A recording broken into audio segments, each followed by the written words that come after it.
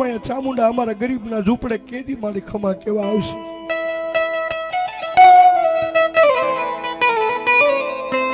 મારી જોજે મારા ગરીબના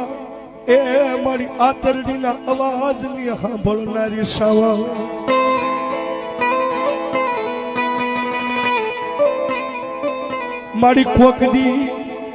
મારી કોકદી તન મારા ગરીબનું ઝૂંપડું મારી વાલું લાગ્યું હોય તો મારી આવજે મારી સામુંડા દે